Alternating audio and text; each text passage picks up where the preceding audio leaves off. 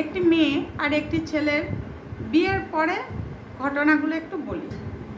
তো যখন বিয়ে হয় তখন তো খুব মজা, আর এখন তো ফোন আছে, বিয়ে ঠিক হলে তো ফোনে ফোনে অনেক গল্প হয়, তুমি কি করছো, খেয়েছো নাকি, 12টা 1টা 1:30 2টো অবধি যে প্রেম করার মতো গল্প করে বিয়ে ঠিক হওয়ার পরে।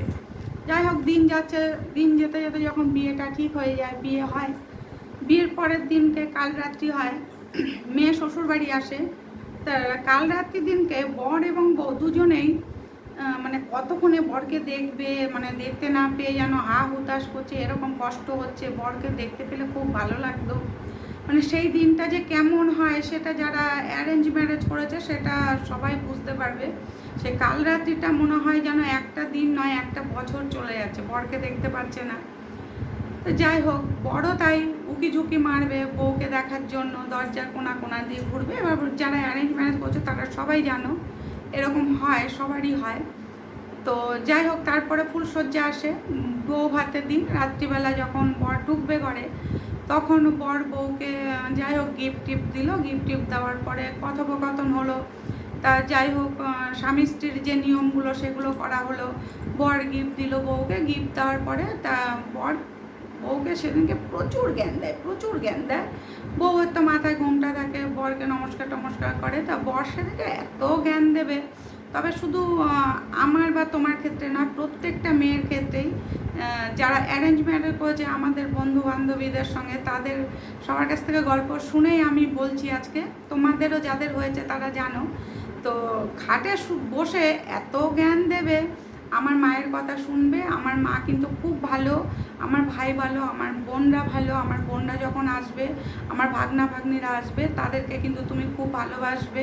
তুমি একটা মাত্র মামি, তুমি যদি না কথা শোনো, ভাগনা ভাগ্নিদের না দেখো, না ভালোবাসো, কখনো কিন্তু মায়ের ওপরে কথা বলো না, তুমি কিন্তু আমার ভালো বউ হয়ে থাকবে। কখনো যেন বলে না ওই ছেলের বউ কি বাজে, মুখে মুখে তর্ক করে, মাথায় ঘোমটা দিয়ে রাখবে, আর মা বাবা যেরকম বলবে সেরকম চলবে। সেই রাতটুকু শুধু বউ শুধু এরম আর এরম করবে, হুম হুম হুম হুম, কোনো কিছুতেই না নেই, সব কিছুতে হ্যাঁ হ্যাঁ হ্যাঁ করে যাবে বউ। কারণ আছে, কারণ তার নতুন বর ভালোবাসবে, বউ বর ভালোবাসবে, বউও তাকে ভালোবেসে ফেলেছে। তা বরের কথা সেদিন শুনতেই হবে। তো বরের কথা শুনে সে অনেক বছর হয়তো চলো, 1 বছর 2 বছর 3 বছর।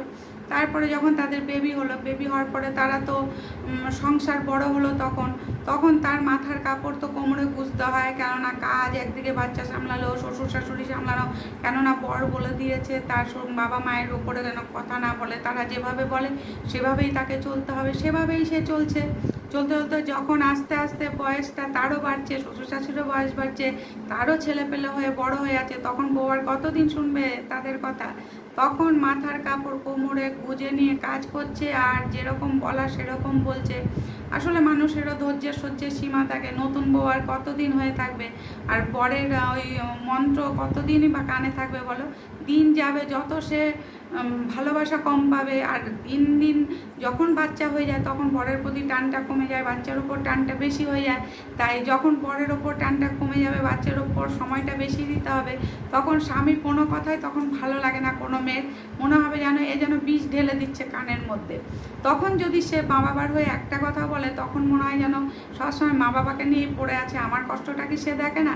তখন স্বামীর কোনো কথাই শুনতে ইচ্ছা করবে না, বা শ্বশুর শাশুড়ির কথাও শুনতে ইচ্ছা করবে না।